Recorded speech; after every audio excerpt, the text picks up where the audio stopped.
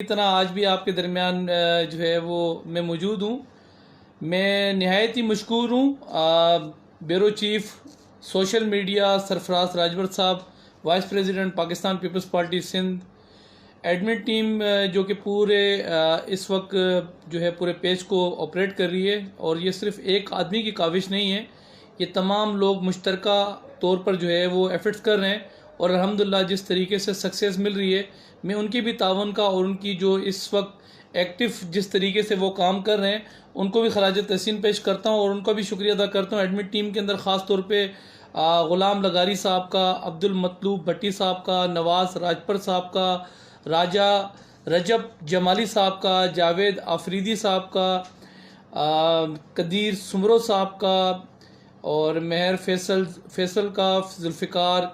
करतार साहब का, और मेरी बहन ज़ैनब बलोच साहिबा का, खादिम कायम खानी जो कि बिलावल हाउस के साबका मीडिया कोऑर्डिनेटर थे और इस वक्त वो टीम में वर्क कर रहे हैं, जो है वो टीम बन के बिलावल भुट्टो साहब की, उस्मान भुट्टो साहब का और सफ़ीर सुमरो का। इन तमाम लोगों का मैं नहायत ही मशकूर हूँ, उनका शुक्रिया अदा करता हूँ कि वो जिस तरीके से जो जुल्फ़िकार अली भुट्टो साहब की जो मिशन था, जो मोहतरमा शहीद बेनज़ीर भुट्टो साहबा ने लिया था, और उसी का तसलसल है कि आज ये कराची से लेकर गिलगित तक और गिलगित से लेकर दुनिया के आखिरी कोने तक जिस तरीके से पाकिस्तान पीपल्स पार्टी की आवाज़ उजागर कर रहे हैं और जितनी यूनिटी के साथ कर रहे हैं, मैं समझता ही हूँ कि ये जो है वो खराज तहसीन के काबिल हैं। और ख़ास तौर पे मैं उनका भी शुक्रिया अदा करूँगा जो इस वक्त सोशल मीडिया पे एक्टिविस्ट हैं और सुबह शाम बिला किसी ताख़िर के और बग़ैर किसी लालच के और पाकिस्तान पीपल्स पार्टी की खिदमत अंजाम दे रहे हैं। मैं ख़ास तौर पे मैं शुक्रिया अदा करूँगा जो है वो हमारे चेयरमैन बिलावल भुट्टो साहब का, और हमारी अगर मैं वार्ड की क़यादत का शुक्रिया अदा ना करूं तो मैं समझता ही हूँ कि मैं गलत सिमत में जाऊंगा। मैं वार्ड की क़यादत का भी शुक्रिया अदा करूंगा, सिटी की क़यादत का भी शुक्रिया अदा करूंगा, मैं पीएस की क़यादत का भी, हमारे तमाम डिस्ट्रिक्ट्स जितने भी इस वक्त पाकिस्तान में काम कर रहे हैं, और इस वक्त डिवीज़नल क़यादत का भी मैं शुक्रिया अदा करूँगा, सूबाई क़यादत, मरकज़ी क़यादत और हमारी जो कोर कमेटी है तमाम का शुक्रिया अदा करूँगा कि वो हमेशा यकीन रखते हैं और जिस भरोसे के साथ जिन लोगों को मदऊ करते हैं, ख़ास तौर पे पाकिस्तान पीपल्स पार्टी की नुमाइंदगी करते हुए, मैं समझता ही हूँ कि जितना शुक्रिया अदा करें उतना ही कम है। बातें तो बहुत सारी हैं करने के लिए, बात स्टार्ट कर लेते हैं जुल्फ़िकार अली भुट्टो साहब की काविशें और जुल्फ़िकार अली भुट्टो साहब के वो ऑब्जेक्टिव, वो प्लान्स जिसमें जुल्फ़िकार अली भुट्टो साहब ने हमेशा अवामी लीडर बन के अवाम की जिस तरीके से नुमाइंदगी की, मैं समझता ही हूँ कि इन जैसा लीडर पूरी दुनिया में जो है वो लीडर जो है वो माएँ जनती हैं। और मैं समझता ही हूँ कि आपको सियासतदान बहुत मिलेंगे लेकिन जो लीडर होते हैं वो सिर्फ माएँ, कुछ लीडर जो है वो जनती हैं जो दुनिया में आते हैं और उनका जो मकसद होता है वो लोगों की फ़लाह के लिए, फ़लाह बहबूद के लिए, और हमेशा वो यकीन रखते हैं खिदमत पे। तो जुल्फ़िकार अली भुट्टो जो थे वो पूरी दुनिया के अंदर ख़ास तौर पे पाकिस्तान के लिए वो एक खौफ थे, और जब तक वो दुनिया के अंदर मौजूद थे वो क़ुव्वतें, वो साजिशी टोले, वो ख़ास तौर पे जो इस मुल्क में साजिशें करते हैं, जो इस मंसूबे बनाते हैं और जो फ़ैसले करते हैं, और आखिरकार वो अपनी जो है वो मंसूबों में कामयाब रहे। लेकिन आज जुल्फ़िकार अली भुट्टो एक नहीं है, आज मैं जुल्फ़िकार अली भुट्टो हूँ, आप जुल्फ़िकार अली भुट्टो हैं, और पाकिस्तान में रहने वाले हर वो आदमी जो खिदमत पे यकीन रखता है वो जुल्फ़िकार अली भुट्टो है। और जुल्फ़िकार अली भुट्टो वो एक चेहरा था जिस चेहरे को ना हम बुला सकते हैं ना आने वाली नस्लें उस चेहरे को कभी बुला सकते हैं। वो हम ऐसे नहीं कहते कि जुल्फ़िकार अली भुट्टो कल भी ज़िंदा था, भुट्टो आज भी ज़िंदा है। वो भुट्टो इसलिए ज़िंदा है कि उस भुट्टो ने इस मुल्क में 26 साल बाद जो इस मुल्क के अंदर जो हालात थे और बग़ैर आइन के इस मुल्क जिस तरीके से मुल्क चल रहा था, अंधेर नगरी चौपट राज, और इस मुल्क को आइन देकर इस पाकिस्तान को, इस्लामी जमहूरिया पाकिस्तान को एक आइन के अंदर लेकर आया, और आइन देने के बाद और एक ऐसा काम कर दिया जिसका जो है वो आज तक जो है वो लोग जो है वो तलाश करते रहते हैं कि किसी तरीके से पाकिस्तान में दाखिल हों, लेकिन इंशाअल्लाह ताला हमें यकीन है कि जब तक पाकिस्तान में रहने वाले, पाकिस्तान से मोहब्बत करने वाले लोग और ख़ास तौर पर पाकिस्तान पीपल्स पार्टी की जो जेल हैं, वो ऐसे लोगों को ना कभी आने देंगे और इसी क़ुव्वतों के साथ हमेशा वो लड़ते रहेंगे। ख़ास तौर में मैं बात करूँगा उन कायदियानियों के लिए जिनके 7 नकात 8 नकात जुल्फ़िकार अली भुट्टो साहब ने इम्प्लीमेंट करके जो है वो उनको दीन से बेदखल किया, और दीन से बेदखल करके आज तक वो जो है वो परेशान है कि हमारे साथ जो कुछ हुआ। तो खैर बहरहाल बातें बहुत सारी हैं करने के लिए, और मैं समझता ही हूँ कि बातों को आगे लेके चलते हैं, क्योंकि 73 के आइन के बाद जुल्फ़िकार अली साहब भुट्टो साहब के वो कीमती अल्फाज ना मैं भूल सकता हूँ ना आप भूल सकते हैं, जो कि राजा बाज़ार पिंडी में खड़े होके ख़ास तौर पे ललकारा था और पूरी दुनिया में उन लोगों को जो इस मुल्क के ऊपर जो है वो हमेशा काबिज़ करने की और कब्ज़ा करने की कोशिशें की। कहा कि वाइट हाथी, ये पाकिस्तान की अवाम, ये पाकिस्तान घास खाएगा लेकिन एटम बम ज़रूर बनाएगा। आज अल्हम्दुलिल्लाह जब हमारी ISPR मुसल्लह अफ़वाज जब इंडिया जैसे मुल्क को और ख़ास तौर पे जो है वो ऐसे ममालिक को जब टेंशन देती है, जब गुस्सा दिखाती है और जब बताती है कि हमारे पास जो है वो एटम बम है, तो आज वो एटम बम ही है जो इस पूरे पाकिस्तान के अंदर जो है वो हमारे पास मौजूद है। हालांकि हमारे जो नेबर मुल्क हैं, जहाँ से तेल निकलता है, जहाँ से मादनियात निकलती हैं, जहाँ से विल्डलैंड टेक्नोलॉजी निकलती है, हीरे निकलते हैं, सोना निकलता है, उनके पास अल्लाह का दिया हुआ सब कुछ है, लेकिन नहीं है तो जुल्फ़िकार अली भुट्टो नहीं है। यहाँ पाकिस्तान में जुल्फ़िकार अली भुट्टो था तो हमें एटम बम दे के चला गया, और आज वो एटम बम है कि आज पूरी दुनिया में देख लें जो हालात बने हुए हैं। बोस्निया को देख लें, चेचीनिया को देख लें, शाम को देख लें, ख़ास तौर पे वो बहन भाई जो इस वक्त फ़लस्तीन के अंदर जंग लड़ रहे हैं, हमारे जो है वो किबला अव्वल की, मैं समझता ये हूँ कि उनका रंग जो है खून वो एक दिन ज़रूर रंग लेकर आएगा। और जो लोग इस वक्त शहीद हो रहे हैं, जो शहीद हो चुके हैं, वो कहते हैं कि शहीद की जो मौत है वो कौम की हयात है। अल्लाह ताला से हम भी दुआ गो हैं कि अल्लाह पाक हमें भी शहादत नसीब करे, हमें भी जो है वो अगर शहादत दे तो काबिल कबूल जो है वो शहादत, मैं समझता ही हूँ कि वो दर्जात हैं जो अल्लाह पाक अपने पसंदीदा लोगों को जो है वो शहादत देता है। या अल्लाह पाक हमें गाजी बना के दुनिया से उठा ले, या हमें शहादत नसीब कर दे, या फिर अल्लाह पाक अगर मौत दे तो रमज़ान की मौत दे। तो इस वक्त इराक़ के जो हालात हैं, इस वक्त अफ़गानिस्तान के जो हालात हैं, इस वक्त वो ममालिक जिनके पास एटम बम नहीं है और जो हालात वो लोग देख रहे हैं, मैं समझता ही हूँ कि आज जुल्फ़िकार अली भुट्टो साहब की काविशें हैं और आज ये वो एटम बम ही है, और जो आज पूरी दुनिया को हम डराते हैं। और इंडिया जैसा मुल्क मेरी आँख से देखने से पहले वो हमेशा एटम बम की तरफ देखता है, फिर जुल्फ़िकार अली भुट्टो साहब की तरफ देखता है और कहता है कि बात ये कि कदम नहीं बढ़ाना आगे। हालांकि वो कहते हैं कदम बढ़ाओ, हम तुम्हारे साथ हैं। तो बहरहाल वो कदम बढ़ाया हुआ आज पाकिस्तान के अंदर एटम बम के साथ साथ मोहतरमा शहीद बेनज़ीर भुट्टो साहिबा की जो एफर्ट्स थी, जो दिन रात मेहनत थी, जिस तरीके से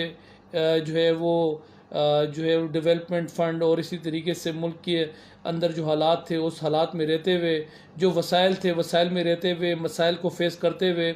मिज़ाइल टेक्नोलॉजी दे के इस पाकिस्तान को एक दफ़ा फिर जीत का, विक्ट्री का निशान दिया। आज अल्लाह के फजल व करम से हमारे पास जो कीमती, हमारे पास जो असासे हैं, जो बात ये कि लोग कहते हैं पाकिस्तान पीपल्स पार्टी ने क्या दिया, तो ये पाकिस्तान पीपल्स पार्टी है जो दिया, जिसको एटम बम कहते हैं, 73 का आइन कहते हैं, मिज़ाइल टेक्नोलॉजी कहते हैं। और जाते जाते पिछली हुकूमत में हमने इस मुल्क को एक ऐसा तोहफ़ा दिया, जो तोहफ़ा मैं नहीं कहता, ये एशियन बैंक की रिपोर्ट थी, ये वर्ल्ड बैंक की रिपोर्ट थी, जो ममालिक रिसर्च करते हैं, सर्च करते हैं मुल्क की ख़ास तौर पे GDP रेट के ऊपर, मुल्क की इकनॉमी के ऊपर, मुल्क के वसाइल के ऊपर। ये उनकी रिपोर्ट थी कि 2023 तक पाकिस्तान जो है वो एशियन टाइगर बन जाएगा, और जिस स्पीड से ये मुल्क तरक्की कर रहा है, जिस तेज़ी से ये मुल्क आगे बढ़ रहा है, जो है वो सिंगापुर की जो करेंसी है उसको भी पीछे मार्क देगा और आगे बढ़ जाएगा। वो पाकिस्तान पीपल्स पार्टी ने इस मुल्क को तोहफ़ा दिया, जिसको हम CPEC कहते हैं। और CPEC वो मंसूबा था जो पूरी दुनिया के अंदर दूसरा नंबर जो है वो पोर्ट अल्लाह पाक ने हमें गॉड गिफ्टेड दिया। लेकिन बात ये है कि CPEC जैसा मंसूबा चाइना और दीगर ममालिक जो इंटरेस्ट रखते थे, और ख़ास तौर पे चाइना,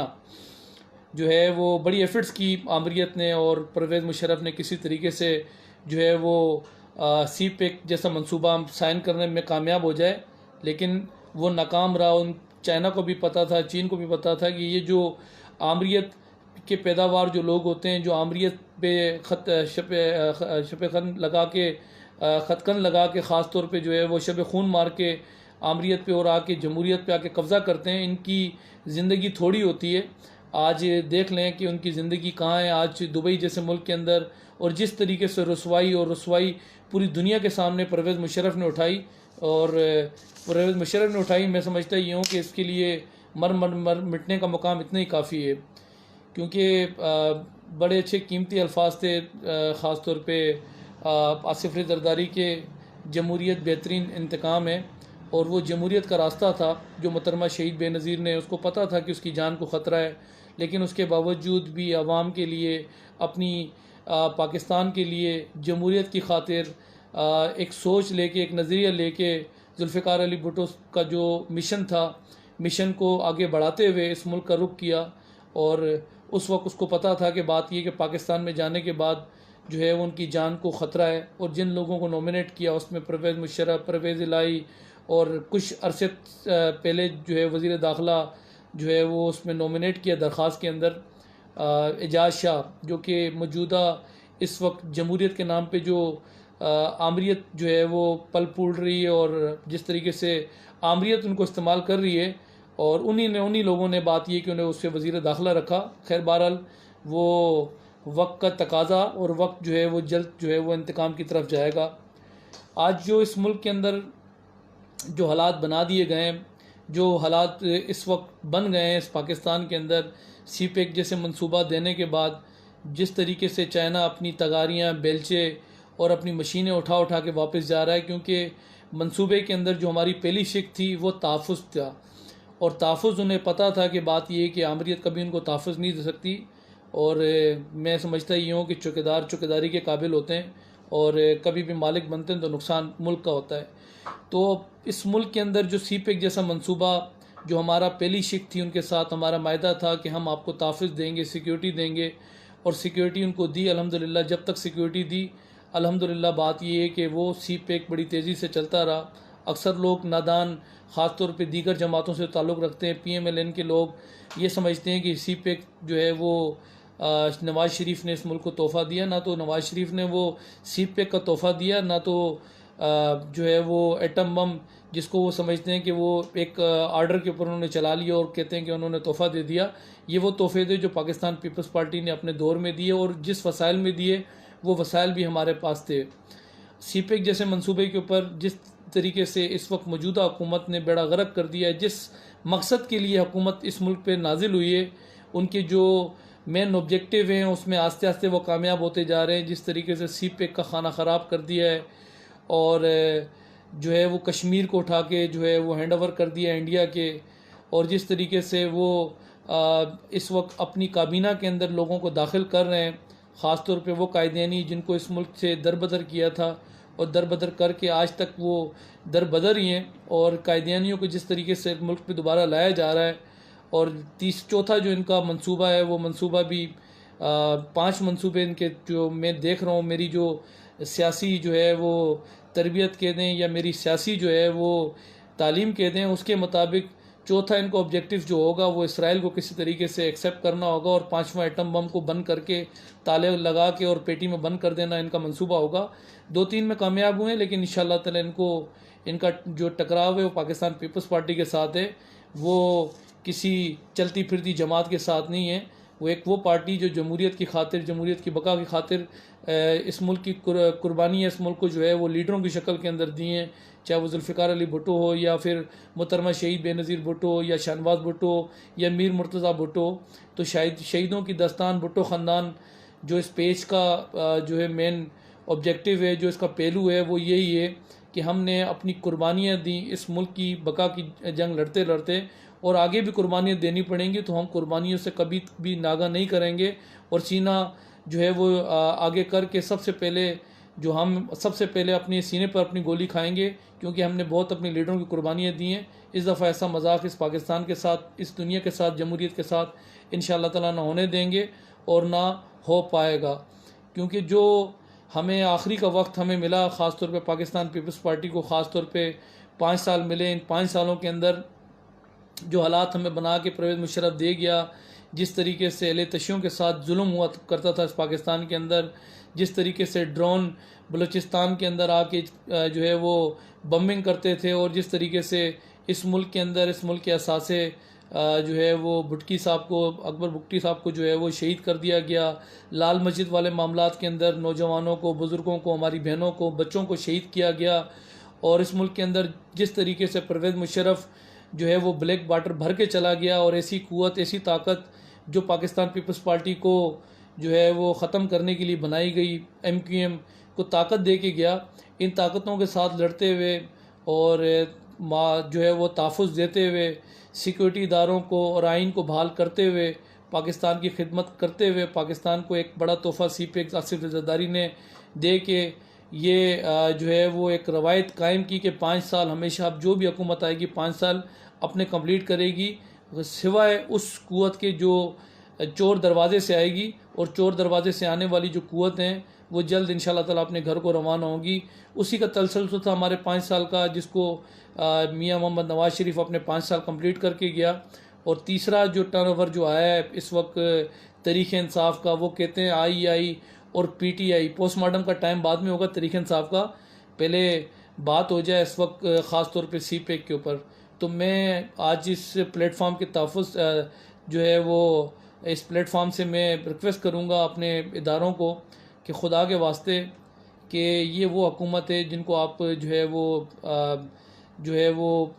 इस मुल्क के ऊपर जो है वो चलती है इशारों के ऊपर ऐसी ताकतों की, तो खुदा के लिए इनके हुक्मनामे और ख़ास तौर पे जो तहफ़्फ़ुज़ का हमारा मायदा था चाइना के साथ, उस तहफ़्फ़ुज़ के सिक्योरिटी के मायदे को आगे बढ़ाते हुए CPEC का जो जिस तरीके से रुका है CPEC का काम, उसको तेज़ी लेकर आएँ। बाकी रहा पाकिस्तान पीपल्स पार्टी और दीगर जो जमातें मुश्तरका तौर पे सब जो है वो CPEC के इस मंसूबे के साथ हैं और इंशाअल्लाह ताला साथ चलते रहेंगे। अब अगर बात करें मौजूदा हुकूमत की, मौजूदा हालात की, क्योंकि कुछ दिन पहले ही बिलावल भुट्टो साहब ने कहा कि हमें पानी नहीं मिलता, सिंध को पानी नहीं देते। पानी ना देना, तहरीक इंसाफ जो IEI आज जो जिस तरीके से लोगों की इन्होंने हुई निकाली है, बड़ा नारा था इनका कि सुनामी आएगा और सुनामी सबको बहा के लेके चला जाएगा। फिर आपने भी देखा और मैंने देखा कि सुनामी बिल्कुल आया इस मुल्क के अंदर। 25 जुलाई 2018 का जो सुनामी था, आज सुनामी का पानी जो है वो दीगर जमातों से 70% लोटे इकट्ठे किए, कोई नीला लोटा, कोई पीला लोटा, कोई लाल लोटा, तो कोई येलो, तो ये लोटे इकट्ठे किए दीगर जमातों से, और उन लोटों ने उस सुनामी का पानी भरा और इस मुल्क के अंदर एक हुकूमत बन गई। आज वो हुकूमत जो हालात इस मुल्क के ऊपर बने हुए हैं, पानी जिस तरीके से, अब अगर 3 सूबों ने अगर आपको आने दिया है तहरीक इंसाफ को, एक सूबा सिंध में रहने वाले मेहमान नवाज और गैरतमंद हमारे सिंधी भाइयों ने अगर आपको आने नहीं दिया और वो जमहूरियत पे यकीन रखते हैं, तो उनका कोई कसूर नहीं है। अगर आपने जिस तरीके से आप हमारा जो है वो मीडिया ट्रायल के साथ साथ जो कुछ हमारे साथ कर रहे हैं, जेलें जिस तरीके से हमारे ख़िलाफ़ आप भर रहे हैं, तो अवाम ने कोई कसूर नहीं किया। ये पानी का जो मामला है ना, हमें मायदे के तहत सूबा सिंध को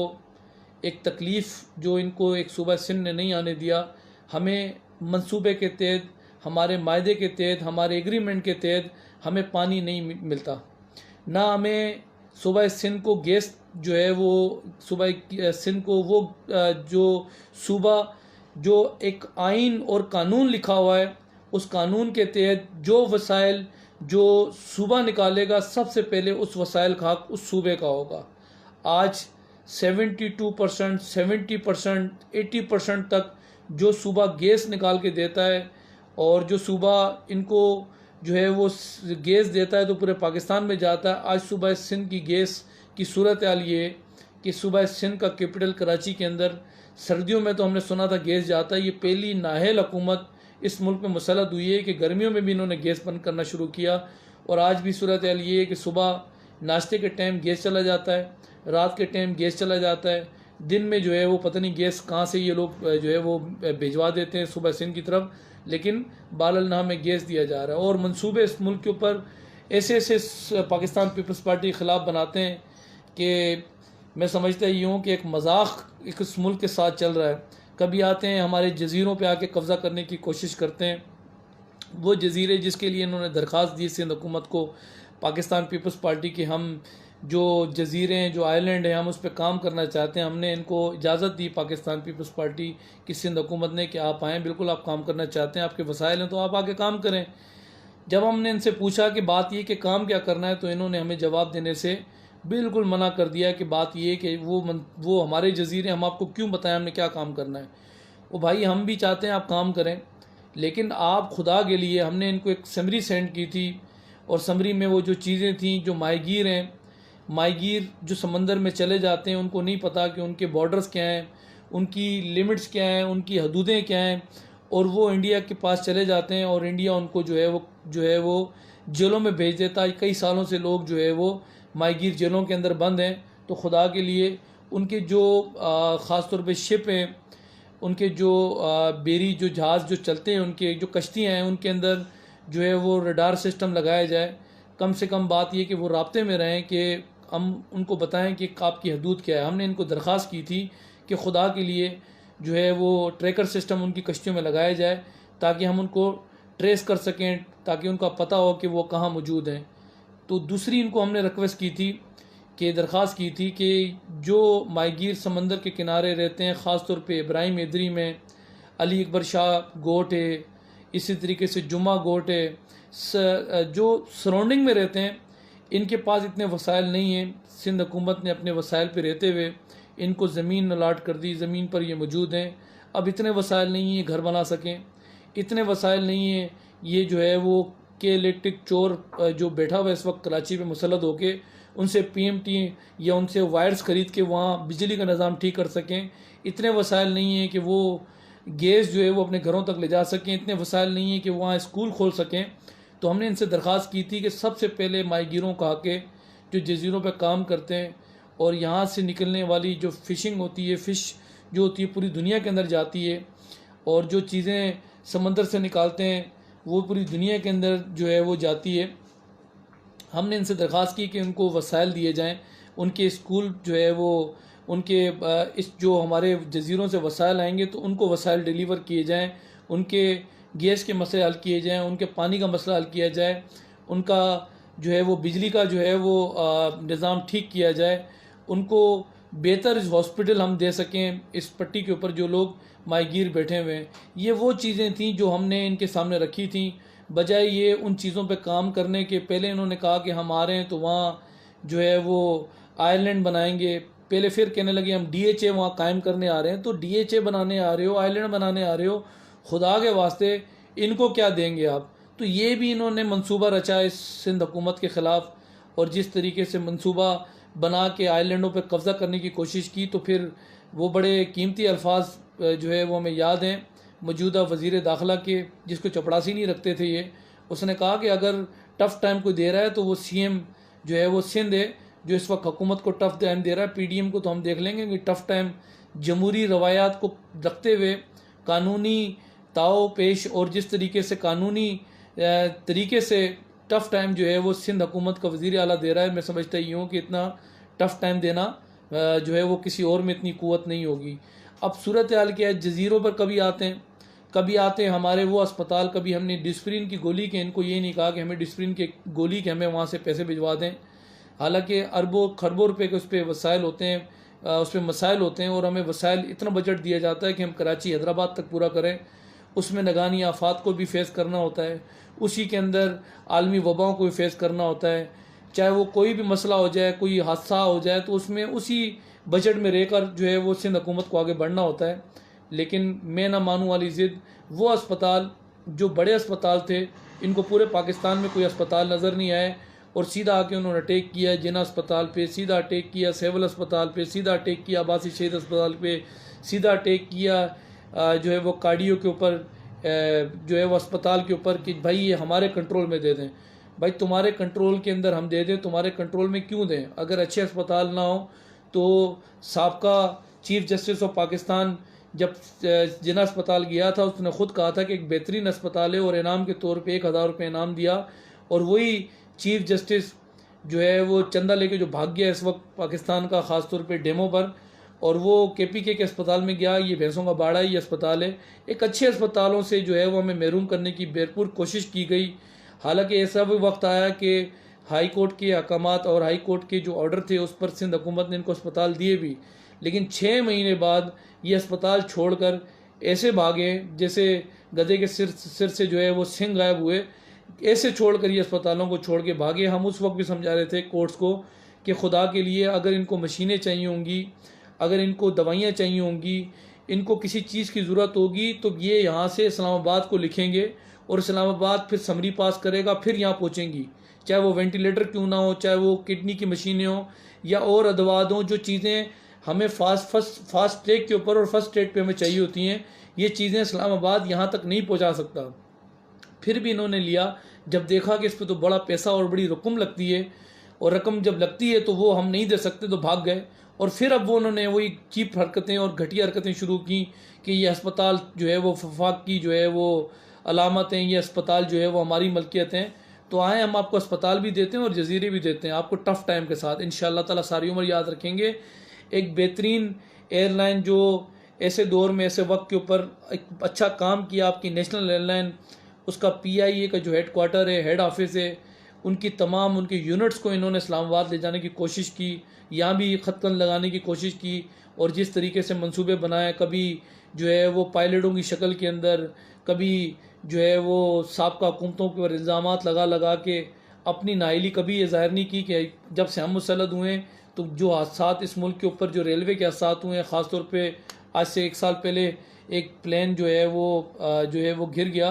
और उस प्लेन के अंदर जो लोग दुनिया में अब नहीं रहे, अल्लाह पाक से दुआ गो हैं कि अल्लाह पाक उनको जन्नतुल फिरदौस में जगह अता करें। वरना हमारा वज़ीर आज़म तो कराची दौरे पर आया, उसमें इतनी इखलाक की ज़रूरत नहीं हुई कि उनके साथ 2 बोल देता, उनके घरों में चले जाता। अफसोस रहा, इनको मंसूबे बनाने आते हैं, और जिस तरीके से मंसूबे बनाते हैं इस मुल्क, और ख़ास तौर पे सूबा सिंध के ख़िलाफ़ टेडी दल वाला मामला इस मुल्क के ऊपर, ख़ास तौर पे सूबा सिंध के अंदर जो हमारे हारी किसान परेशान थे, बर्बाद हो गए थे, हम चीखते रहे, चलाते रहे कि हमें कुछ नहीं चाहिए, हमें स्प्रे नहीं चाहिए, हमें दवाइयाँ नहीं चाहिए, खुदा के लिए हमें वो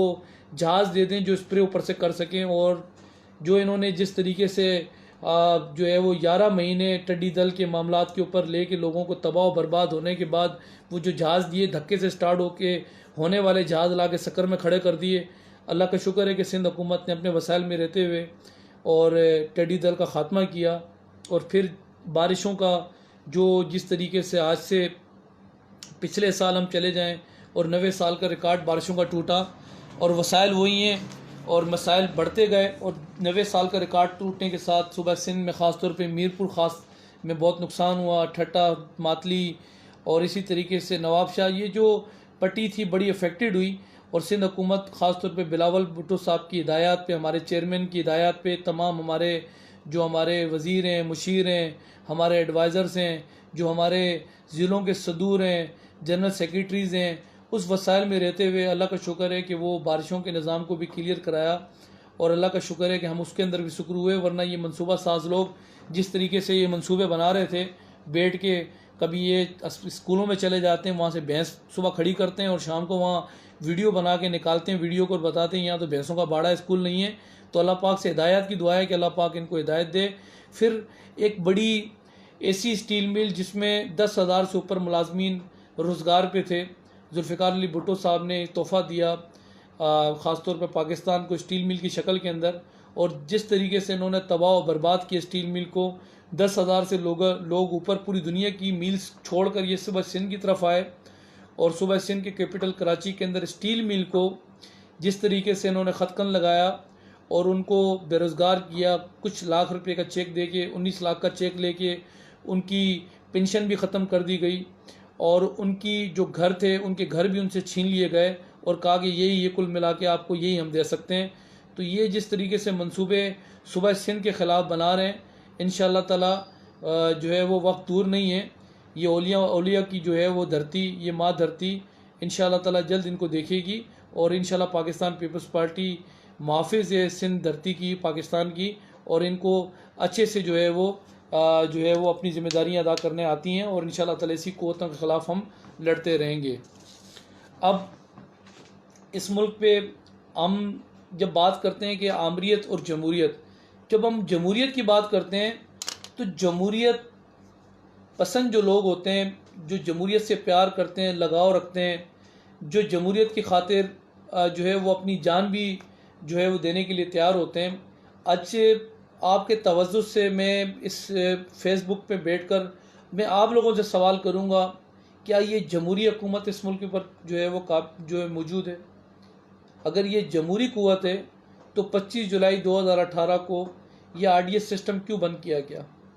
ये RDS सिस्टम बंद करके RO का रिज़ल्ट फॉर्म 45 जिस तरीके से रोका गया और रोक के जो है वो जमहूरी पार्टियों को जिस तरीके से बाहर किया गया, मैं समझता ये हूँ कि एक खतकंद यहाँ भी लगाया जमहूरी निज़ाम को डीरेल करने के ऊपर। और हमें वो याद है वो शिक जो है वो आसिफ जरदारी साहब ने जो है वो आइन में तरमीम करके और आर्टिकल 6 लगा के जमहूरियत के ख़िलाफ़ जो लोग बगावतें करते हैं और काबिज़ हो जाते हैं, उनके ख़िलाफ़ जो आर्टिकल 6 था उनको समझ आ गया कि हम अब ऐसे तो नहीं आ सकते, ऐसे लोगों पर ज़रूर हम जो है पाँव रख कर आ सकते हैं। आज उसी का तसलसल है कि आज सूरत हाल ये है कि आज मुल्क के अंदर झूठे नारे वाले झूठे नारे लगा के इस मुल्क के अंदर जिस तरीके से काबिज़ हैं, आज अल्लाह पाक भी इनको माफ़ नहीं करेगा। और आवाम जल्द बातों में इनकी आ गई कि 100 दिन का प्लान आवाम को दिया कि 100 दिन के अंदर अल्लाह पाक माफ़ करे कि हालांकि 40 दिन तक कब्र जगह नहीं देती है, 40 दिन तक बच्चा अपनी शक्लें चेंज करता है, ये 90 दिन के अंदर 100 दिन के अंदर कौमी असम्बली के इजलास के अंदर और बड़े नारे लगा के आवाम को बता कर ये आए कहानी सुनाकर और कंटेनर पे खड़े हो गए कि 90 दिन के अंदर हम इस मुल्क का निज़ाम चेंज कर देंगे। वो निज़ाम क्या था? जो नारे इन्होंने लगाए थे कि हम आएंगे, तमाम गवर्नर हाउसेस को गिराएंगे और उन गवर्नर हाउस को गिरा के यूनिवर्सिटी बनाएंगे। आज हम देख रहे हैं कि गवर्नर हाउस गिर गया है और वहाँ जो अंडालोजी जो इनके मंसूबे थे, वह कट्टालोजी के जो इनके मंसूबे थे, वो जो इनकी WCOलॉजी टेक्नोलॉजी के जो इनके मंसूबे थे, वो जो मंशियात काश करने के जो इनके मंसूबे थे, जो मंसूबे इन्होंने इस मुल्क को पिछले 3 साल में दिए, वो मंसूबे उस यूनिवर्सिटी में पढ़ाने थे और वो यूनिवर्सिटी अभी तक खुली नहीं है। तो अंडालोजी और साथ में जो है वो कट्टालोजी और मुर्गीलोजी और साथ में मंशियात ख़ास तौर पे भंग लोजी का जो इन्होंने एक सर्टिफिकेट देना था आवाम को, अल्लाह पाक ने खैर की, वो यूनिवर्सिटी अभी तक हम देख रहे हैं। गवर्नर हाउस गिरेगा तो वो जो है वो यूनिवर्सिटी खुलेगी और PM हाउस को हम गिराएंगे तो PM हाउस को गिरा के हम लाइब्रेरी बनाएंगे। वो लाइब्रेरी के अंदर वो जो अंडालोजी की डिग्री जो लेनी थी, वो अंडालोजी की जो किताबें थी वो दस्तयाब होंगी उस लाइब्रेरी के अंदर। वो लाइब्रेरी अभी तक हम देख रहे हैं खुलने वाली है, वो लाइब्रेरी अभी तक नहीं खुली। ये आवाम को जो झूठे नारे लगा के आवाम को बेवकूफ़ बना के इस मुल्क के ऊपर जो है वो काबिज़ होकर आकर बैठ गए। हम आएंगे तो हम IMF के पास नहीं जाएंगे, बड़ी बात है, IMF के पास नहीं जाओगे। हालांकि IMF के पास पूरी दुनिया जाती है भाई। इनको कोई अकल के कोई इनको कुछ समझाए कि अकल से पैदल, एक तो खोपड़ी के अंदर भूसा भरा हुआ है, पूरी दुनिया IMF के पास जाती है।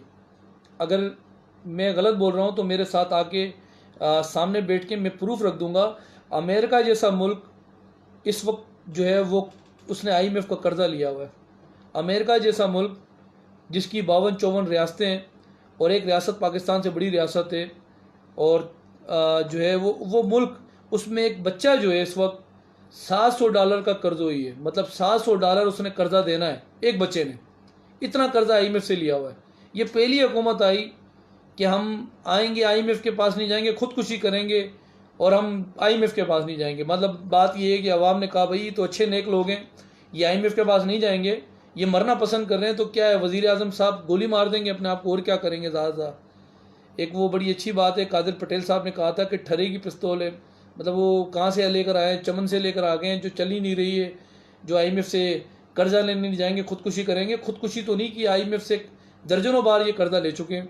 और आवाम बार इनकी बातों के अंदर आ गई। हम आएंगे आफिया सदीकी को लाएंगे, खुदा के वास्ते। आफिया सदीकी तो हमारी बहन नहीं है अभी तक। ये आपके 100 दिन का आपका वो मंशूर जो आपने अवाम को दिया, एक तो मंशूर भी इनका जो था कि हम 3 इनके नकात थे और मंशूर के दरमियान जो इन्होंने चीज़ें डाली थी, मंशूर था कि हम बेरोज़गारी ख़त्म करेंगे।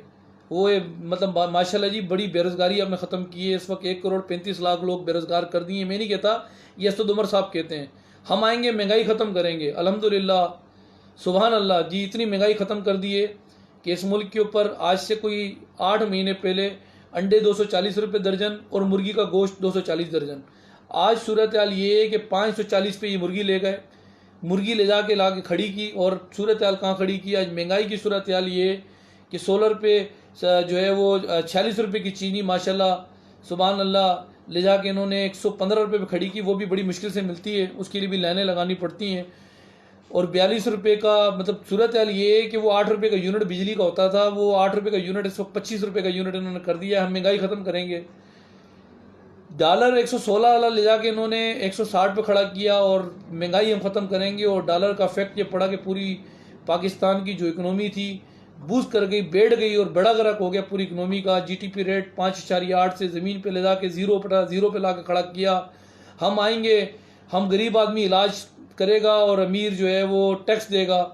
गरीब आदमी मज़े करेगा। आज गरीब बड़े मज़े कर रहा है। आज जिस तरीके से टैक्सों का इन्होंने भंबार लगाया है, बिल बिजली का उठाओ 2000 रुपये का तो 400 का टैक्स भी साथ भरना है। हालांकि वो बिल 2000 रुपये का तो खैर अब गरीब का भी नहीं आता, लेकिन हम जो है वो गरीब आदमी मज़े करेगा और हम जो है वो टैक्स अमीरों पर लगाएंगे। हम आएंगे 1 करोड़ नौकरियां देंगे माशाल्लाह जी सुबहान अल्लाह। 1 करोड़ नौकरियां लोगों ने देखा कि 1 करोड़ नौकरियां आपने दे दी। 50 लाख मकानात देंगे। जितनी इंक्रोचमेंट आपने इस पाकिस्तान में गरीबों के मकानात गिरा के किए, काश की बनी गाला 300 कनाल की ज़मीन भी गिरती तो लोग कहते वाह भाई वज़ीर आज़म सच्चा आदमी है, 2 नंबर ज़मीन थी तो इसलिए बात ये गिरा दी, अच्छा आदमी था, नेक आदमी था। बहरहाल बनी गाला की ज़मीन बच गई, बाकी अवाम के 50 लाख मकानात बराबर कर दिए इन्होंने। ये इनका 100 दिन का प्लान था जो मुल्क को ये दिखा के धोखेबाजी करके इस मुल्क पे आ गए। जबकि हमारा दीन कहता है बदबख्त है वो इंसान जो झूठ बोले, बदबख्त है वो इंसान वादा खिलाफ़ी करे, बदबख्त है वो इंसान जो अमानत में खयानत करे। ये वो बदबख्त हुकूमत है कि हकूक़ुल्लाह से तो बाहर हुई है, हकूक़ुल इबाद से भी बाहर हो गई है। ना इनका दीन है, ना इनका कोई मज़हब है, ना इनका जो है वो एक तो वज़ीर आज़म साहब हाथ में तस्वीर होती है और मुँह पे इतना झूठ कि अल्लाह पाक माफ़ करे कि अब तो अवाम भी हस्ती इनको देख के हाथ में तस्वीर लेके और मुंह पे झूठ, इतना मतलब बात बात पे झूठ बोलते हैं। मदीने की रियासत में बनाऊंगा, एक तो पता नहीं इस मुल्क का वज़ीर आज़म ने बनाना क्या है। यहाँ दुबई के दौरे पे जाता है तो दुबई जैसा जो है वो ला लाने की कोशिश करता है। मैं जाऊँगा देखना पाकिस्तान के अंदर ऐसा इंसाफ लेकर आऊँगा, चोर के हाथ काट दूँगा। फिर जब सऊदी अरब जाता है कहता है मैं मदीने की रियासत बनाऊँगा, देखना ये पाकिस्तान मदीने की रियासत बनेगा। चाइना जाता है तो कहता है वहाँ जैसा जो है वो मैं पार्लियामेंट का निज़ाम लेकर आऊँगा। फिर मलेशिया जाता है तो मलेशिया जैसा जो है वो हुकूमत बनाऊँगा। तो इस मुल्क की खिचड़ी तो बना दी आपने, आपको पता ही नहीं आपने इस मुल्क का बनाना क्या है। मदीने की रियासत का नारा लगा के, झूठा नारा लगा के और मुल्क में ला के जो कुछ किया आपने इस मुल्क का बनाना क्या है। आपको खुद समझ नहीं है कि आपने इस मुल्क के साथ करना क्या है और मुल्क में आपने बनाना क्या है और मुल्क को आपने किस तरफ लेके जाना है। वो क़ुव्वतें जो इस मुल्क के ऊपर मुसल्लत होती हैं वो ख़ास तौर पे ऐसी टीमें बना लेती हैं जो जमहूरी निज़ाम को डीरेल करने के लिए छोटे छोटे यूनिट बना के उनको ख़त्म करने की कोशिश की जाती है, उनको जड़ों में बिठाया जाता है। जैसे कि छोटा यूनिट बनाया MQM बना के पाकिस्तान पीपल्स पार्टी ख़त्म करने की कोशिश की गई, भरपूर कोशिश की गई, अल्लाह पाक ने नाकाम किया, बड़ा गर्क हो गया। फिर उसके यूनिट बना दिए, PSB बना दी, फिर MQM जो है पाकिस्तान बना दी, फिर लंदन, फिर पता नहीं 3 धड़ इनके बन गए, एक खालिद मकबूल का, एक फ़ारूक सत्तार का, एक बाबर गोरी का, पता नहीं 3-4 धड़ इधर भी बन गए। तो वो क़ुव्वतें तो टूट गई, लेकिन बात ये पाकिस्तान पीपल्स पार्टी का कुछ नहीं बिगाड़ सके। अल्हम्दुलिल्लाह सुभान अल्लाह, अल्हम्दुलिल्लाह शुक्र है परवरदिगार का कि आज भी हम जो है, कभी ऐसा दौर था कि हम 4 सीटों पर थे, हम जब भी लड़ते थे, आज 99 सीटें हमारे पास और आज भी हम जमहूरियत की बात करते हैं। फिर एक क़ुव्वत, इन क़ुव्वतों ने दोबारा एक छब्बे पाकिस्तान पीपल्स पार्टी ख़त्म करने के लिए GDA बनाई जी माशाल्लाह। GDA आएगी जी, चूचू का जो है वो मलबा बना के और ला के वो GDA बना दी, पाकिस्तान पीपल्स पार्टी के ख़िलाफ़ लड़ेगी। जमहूरी पार्टियाँ ये सारी जो पाकिस्तान के झंडे जला रहे हैं वो जमहूरियत पार्टी हो गई हैं, और वो कुव्वतों ने लाके उनको पाकिस्तान पीपल्स पार्टी के ख़िलाफ़ इस्तेमाल किया। 25 जुलाई के इलेक्शन को मैं सलूट पेश करता हूँ अपने उन जालों को जो 1000 रुपये लेकर पोलिंग स्टेशन पर अपनी ज़िम्मेदारियाँ अदा नहीं की, अपने कैंपों में अपनी ज़िम्मेदारियाँ अदा की, और छतों पे, और जिस तरीके से वोट की रखवाली की गलियों में, चौराहों पे, रोडों पे, बागीचों में, और जिस तरीके से उन ताकतों को पोलिंग स्टेशनों में घुसने नहीं दिया और हमें फ़तह मिली और हम कामयाब हुए। आज उन्हीं जालों को मैं समझता हूँ कि मैं उनको सलाम पेश करता हूँ कि उन ताकतों को नहीं आने दिया और पाकिस्तान पीपल्स पार्टी अपनी हुकूमत अपना टर्नओवर पूरा कर गई। और टर्नओवर क्यों ना पूरा करती, उसकी वजह ये है कि जिस हर पार्टी का एक मंशूर होता है, जैसे इस पार्टी का मंशूर है जो इस वक्त मुसलत है इस पाकिस्तान पे, और जो उनका मंशूर है महंगाई ख़त्म करेंगे, महंगाई कहाँ लाके खड़ी कर दी, फिर हम बेरोज़गारी ख़त्म करेंगे, बेरोज़गार आज देखें लोगों को बेरोज़गार कर दिया है, वसाइल देंगे लोगों को, आज मसाइल दे दिए, वसाइल नहीं दिए। पाकिस्तान पीपल्स पार्टी का एक नज़रिया था, कल भी हमारा मंशूर था रोटी कपड़ा मकान, और आज हमें फ़ख्र है कि आज भी हमें रोटी कपड़ा मकान हम किसी न किसी पहलू से, किसी न किसी दरवाज़े से, आज भी हम सिंध हुकूमत ओलिया की धरती, माँ धरती, आज भी रखवाली करती है। तमाम सूबों में रहने वाले, मैं किसी की दिल आज़ारी नहीं करूँगा, चाहे वो KP केस में जो लोग हमारे पश्तून भाई, हमारे पठान भाई जो इस सुबह सिंध का रुख करते हैं, वो समंदर में नहाने नहीं आते, और समंदर में भी नहाते हैं, मतलब पहले दिन आते हैं समंदर में, खूब घूमते हैं, नहाते हैं, और फिर प्लानिंग करते हैं कि हमने कौन सा बेस्ट काम रहेगा। तो वो अलग चाहें तो वो पंजाब का रुख करें, लेकिन माँ धरती अपने पास उनको समेटती है, और समंदर में नहाने के बाद वो फिर जो है वो कारोबार ढूंढते हैं, और वो कारोबार क्या है जिनको आगे पाकिस्तान पीपल्स पार्टी रोटी कपड़ा मकान की शक्ल में पूरा करती है। कोई आता है मूंगफली के जो है वो अपनी ठेलों की तरफ जाता है, कोई अपनी दुकानें खोलता है, कोई की पिस्ता बादाम, तो कोई अखरोट, मतलब दुकानें भी साथ वसाइल के साथ चलाते हैं अपने। कोई आता है तो मोची की शक्ल के अंदर वो अपनी खिदमत अंजाम दे रहा होता है, और रोटी कपड़ा मकान की शक्ल में वो अपने वसाइल निकाल रहा होता है।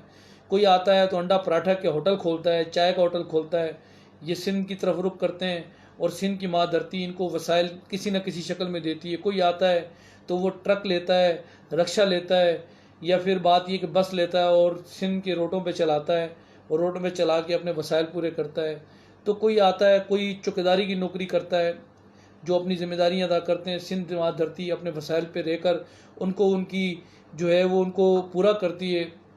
और उनका पूरा करके उनको वो अपने घरों तक लेके जाते हैं। कोई आता है लकड़ियों के टाल लगाता है, और कोयला भी साथ बेचता है, लकड़ी भी साथ बेचता है, टाल लगाता है। तो वो समंदर देखने नहीं आते, रोटी कपड़ा मकान हमारा मंशूर है, वो रोटी मकान की शक्ल के अंदर, रोटी कपड़ा मकान की शक्ल के अंदर वो अपने वसाइल लेने के लिए यहाँ आते हैं। पंजाब से जो लोग आते हैं, मैं दिल आज़ारी नहीं करूँगा, बहुत सारे लोग हैं जो सिंध माँ धरती का रुख करते हैं, घरों में मासियों की शक्ल के अंदर, घरों के अंदर जो खानसामाज होते हैं उनकी शक्ल के अंदर, चाहे वो गेट की चौकीदारी पर अपनी ज़िम्मेदारियाँ अदा कर रहे हों, चाहे वो मालिश करके वो अपनी ज़िम्मेदारियाँ अदा कर रहे हों, चाहे वो जो है वो चिंची रक्षा चला के अपने वसाइल अपने निकाल रहे हों। तो वो सिंध धरती माँ धरती है जो अपने कोख में अपने बच्चों को समेटती है। और रोटी कपड़ा मकान का जो इनका नारा है पाकिस्तान पीपल्स पार्टी का, वो रोटी कपड़ा मकान अपने वसाइल में रहते हुए सबको देती है। और अल्हम्दुलिल्लाह हमारा इसी पे हमारा ऑब्जेक्टिव है, और हमारा मेन जो हमारा मंशूर है वो यही है। और आज इसी का तसलसल है कि अल्हम्दुलिल्लाह कभी जो हालात थे पाकिस्तान पीपल्स पार्टी के, हमने उस वक्त भी दौर को फेस किया, और आज भी 99 जो है वो MPs के साथ अल्हम्दुलिल्लाह पाकिस्तान पीपल्स पार्टी इस वक्त एक बड़ी जमात की शक्ल में पाकिस्तान पीपल्स पार्टी पूरे पाकिस्तान के अंदर जो है वो मौजूद है। और बिलावल भुट्टो साहब के जो है वो जो डायरेक्शन है, जिस डायरेक्शन के अंदर पाकिस्तान पीपल्स पार्टी बढ़ रही है, इस पाकिस्तान पीपल्स पार्टी के कारवा को ना कोई रोक सका है, ना कोई रोक सकेगा। मैं आपके दरमियान हूँ, आज हूँ, कल ना हूँ, लेकिन मेरे जाने के बाद, किसी के जाने के बाद पाकिस्तान पीपल्स पार्टी जो है वो दरख्त है जो हमेशा बड़ा है, वो हमेशा फूला है, वो हमेशा जो है उसकी शाखें मजबूत हुई हैं, वो कमज़ोर नहीं हुआ। कमज़ोर देखने वाले हमेशा वो देखते ही रहेंगे, लेकिन कभी कमज़ोर कर नहीं सकेंगे। मौजूदा हुकूमत जिस सिम के अंदर जा रही है, मैं समझता ही हूँ अभी भी बास आ जाए तो बेहतर ठीक होगा। ये हमारा मीडिया ट्रायल हमारा बंद करें। ये मीडिया ट्रायल कर कर के आज अपना इनका इनका मीडिया ट्रायल अगर मैं 2 दिन हो जाए तो इनका पता लग जाए कि इनको मीडिया ट्रायल किसको कहते हैं। जो आवाम की नज़रों के अंदर जिस तरीके से जो है वो सिंध हुकूमत और पाकिस्तान पीपल्स पार्टी को पीछे करने की कोशिश की जाती है और मीडिया ट्रायल कर कर के कभी हमारे फालूदे वालों के अकाउंट से अरबों रुपये निकाल के, करोड़ रुपये निकाल के, कभी वो 3 डब्बे वाले के अकाउंट से निकाल के, वो हम भी पूछते हैं वो किधर चले गए अरबों रुपये खरबों रुपये मीडिया ट्रायल कर कर के। जो जिस तरीके से आप लोग मंसूबा बनाना शुरू करते हो और जो इस वक्त इदारों की शक्ल में हमारे पीछे लगा दिए हैं, जो लोग लगा दिए हैं, ख़ासतौर पे नेब के, ख़ासतौर पे ये जो हथकड़ियाँ आपने सिर्फ पाकिस्तान पीपल्स पार्टी और जमहूरी जमातों के ख़िलाफ़ आपने रखी हुई हैं, ये नेब की हथकड़ियाँ थोड़ी सी आप अपनी तरफ लेके जाएँ। वो जहांगीर तरीन आपका लाडला आया हुआ है और ख़ास तौर पे जो अदलिया के हथौड़े, माफ़ कर दें अदलिया, मैं आपके ख़िलाफ़ कोई बात नहीं करूँगा, खुदा के लिए इन हथौड़ों को, ये जो इस वक्त मुसलत हैं इस मुल्क के ऊपर, यहूदी लाबी जो इस मुल्क पे मुसलत है, कायदियानियों के दोस्त, ये थोड़े हथौड़े उधर भी चले जाएं, पाकिस्तान पीपल्स पार्टी को माफ़ कर दें। जो खाया वो आपने देख लिया, पिछले 3 साल से शोर शराबा ही चल रहा है, ये भी खाया वो भी खाया। आज भी खुर्शीद शाह को इन्होंने जो है वो सलाखों के पीछे रखा हुआ है। कब तक रखेंगे? आपने तो कोशिश की थी अदी फरियाल तालपुर को भी ईद की चांद रात को लोगों को रिहाई मिलती है, 3-3 महीनों की सज़ाएं माफ़ होती हैं। आपने कोशिश की थी कि उनको भी जेल में डालने की। अल्हम्दुलिल्लाह हक़ जो है वो हमेशा हक़ होता है और हक़ को कभी कोई छुपा नहीं सकता, ना रोक सकता है। तो आप कोशिशें करते रहें, मंसूबे बनाते रहें। पाकिस्तान पीपल्स पार्टी के जाले आपकी इस जो रविश जो आपने कायम की है इस मुल्क के ऊपर और जो आपने रवायत कायम करने की कोशिश की हैं, ये रवायत इंशाल्लाह पाकिस्तान पीपल्स पार्टी के जो हमारे नौजवान हैं, जो हमारी ख़वातीन हैं, जो हमारे बुज़ुर्ग हैं, जो हमारी बच्चे हैं, जो हमारी बच्चियाँ हैं, वो इंशाल्लाह ताला आप लोगों की इस रवायत को जल्द ख़त्म करेंगी और पाकिस्तान को दोबारा अपनी जगह, जैसा पाकिस्तान हमें वो अब तो बच्चे भी कहते हैं, जैसे उनकी डबरोटियाँ, अंडे और जिस तरीके से उनकी चॉकलेटों के रेट इमरान खान ने बढ़ा दिए हैं कि नया पाकिस्तान है, वो नए पाकिस्तान वाले भी अब बच्चे जो हैं छोटे कहते हैं खुदा के वास्ते पुराना पाकिस्तान हमें लौटा दो, हमें नए पाकिस्तान की ज़रूरत नहीं है। तो बहरहाल बातचीत जो है वो आगे बहुत सारी चीज़ें बातें करने के लिए बातचीत आगे चलती रहेगी और हम बातें आगे करते रहेंगे। मैं समझता ही हूँ कि आज जो है वो हमें मज़ीद आगे आने की ज़रूरत है और जुल्फ़िकार अली भुट्टो साहब का जो नज़रिया है, जो मिशन है, जो मोहतरमा शहीद बेनज़ीर भुट्टो ने लिया था और कुर्बानी इस मुल्क की बका के लिए जमहूरियत की खातिर उन्होंने कुर्बानी दी और ये आपकी और हमारी ज़िम्मेदारी है कि हम और आप इस ज़िम्मेदारी को हम आप पूरा करें ज़िम्मेदारी को, और अल्लाह करेगा इंशाल्लाह अपनी ज़िम्मेदारी पूरी करने में हम आगे जो है वो सब यकजहती के साथ और जमहूरी रवायात को कायम करते हुए इंशाल्लाह आगे बढ़ते रहेंगे और हमेशा आगे इस मुल्क की खिदमत करते रहेंगे। कल जो है वो इलेक्शन है बदीन का, बदीन के जो इलेक्शन है, मैं उसके लिए आज इस प्रोग्राम के तवज्जो से दुआ गो हूँ कि अल्लाह पाक कल उसमें भी हमें सुकरू करे और अल्लाह के हुक्म से इंशाल्लाह ताला कल वो सीट पाकिस्तान पीपल्स पार्टी जो हमेशा वोट को समझती है, जो हमारी अक़लियतें वहाँ मौजूद हैं, जो हमारे पाकिस्तान पीपल्स पार्टी से मोहब्बत करने वाले जो वहाँ लोग मौजूद हैं और ख़ास तौर पे हमारे यूथ के नौजवान जो वहाँ मौजूद हैं, हमारे मदर के जो नौजवान सब अपनी मेहनत कर रहे हैं और जिस तरीके से वहाँ के कैंडिडेट के साथ सुबह शाम दिन रात एक करके और इंतखाबी मुहिम के अंदर डोर टू डोर घर घर दस्तखत देकर और जो है वो पैगाम जो है वो बिलावल भुट्टो साहब का पाकिस्तान पीपल्स पार्टी की नज़रिया को जिस तरीके से पहुँचाया, कल इंशाल्लाह शाम को कल हम जीत उसकी खुशी मनाएंगे और आगे इलेक्शन आते रहेंगे तो पाकिस्तान पीपल्स पार्टी उसमें भी पार्टिसिपेट करेगी और इसी कुव्वतों के ख़िलाफ़ इंशाल्लाह ताला आगे भी सुकरू होती रहेगी। मैं आप लोगों से मैं अब इजाज़त चाहूँगा क्योंकि 10 बजे मेरा एक प्रोग्राम है, उसकी रिकॉर्डिंग देनी है। तो बाकी इंशाल्लाह ताला जब जो इस वक्त पूरे पेज को जो लोग चला रहे हैं, मैं समझता ये हूँ कि उनकी काविशें, उनकी जो एफ़र्ट्स हैं, उनकी दिन रात की जो मेहनत हैं कि वो ज़रूर रंग लेकर आएंगी और मैं इस पेज पे ऐसे हमारी क़यादत भी मौजूद है, मैं उनसे भी रिक्वेस्ट करूँगा कि ख़ास तौर पे इस पेज को चलाने वाले शहीदों की दस्तान भुट्टो ख़ानदान की जो सुबह शाम दिन रात एक करके और जिस तरीके से कोऑर्डिनेशन के साथ ऐसे लोग जो इस पाकिस्तान पीपल्स पार्टी की जो है वो जमहूरी निज़ाम को आके पेश आके जो है वो सोशल मीडिया पे उजागर करते हैं, उनको जिस तरीके से ये उनके लिए मेहनत कर रहे हैं, तो इनके लिए किसी अच्छे इनाम का भी ये हकदार हैं, उनका इनाम का भी ऐलान करें और ख़ास तौर पे इनको अप्रिसिएशन का सर्टिफिकेट दें, अप्रिशिएट करें इनको, जितना इनको हम अप्रिशिएट कर सकते हैं। मैं अपनी क़यादत से मैं विनती करूँगा, उनसे रिक्वेस्ट करूँगा, उनसे अपील करूँगा कि जो इस वक्त पूरी टीम एक शक्ल के अंदर इस मुल्क की को जिस तरीके से पाकिस्तान पीपल्स पार्टी की नुमाइंदगी करने के लिए और पाकिस्तान पीपल्स पार्टी की जो है वो स्टांस को पेश करते हुए मेहनत दिन रात कर रहे हैं, तो ये हकदार हैं, इनको ज़रूर इनको हक मिलना चाहिए ताकि बाकी लोगों के अंदर भी यूनिटी आए और बाकी लोग भी आगे मज़ीद जो है वो इसको आगे जो एक तरतीब दिया हुआ बिलावल भुट्टो साहब और ख़ास तौर पे आसफ़ा भुट्टो ख़ुद इस सोशल मीडिया को देख रही हैं और उनकी काविशें और उनकी एफ़र्ट्स हैं। आज अल्हम्दुलिल्लाह हम आपके दरमियान हैं और आगे इंशाल्लाह गुफ्तगू का मरला जो है वो आगे कंटिन्यू रखेंगे। और मैं दुआ गो अल्लाह पाक से कि आप तमाम लोग खुश रहें, आबाद रहें, हंसते मुस्कुराते रहें। मैं नारे के साथ आप लोगों को खुदाफिज़ करूँगा। मेरा और आपका अल्लाह पाक हमेशा दुआ गो कि अल्लाह पाक आपको और हमें हमेशा खुशियाँ नसीब करें और हंसता मुस्कुराता रखें, यूनिटी के साथ और ताकत के साथ जो है वो आगे कदम बढ़ाएं।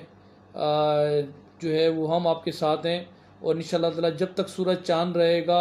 भुट्टो तेरा नाम रहेगा, जब तक सूरज चांद रहेगा भुट्टो तेरा नाम रहेगा।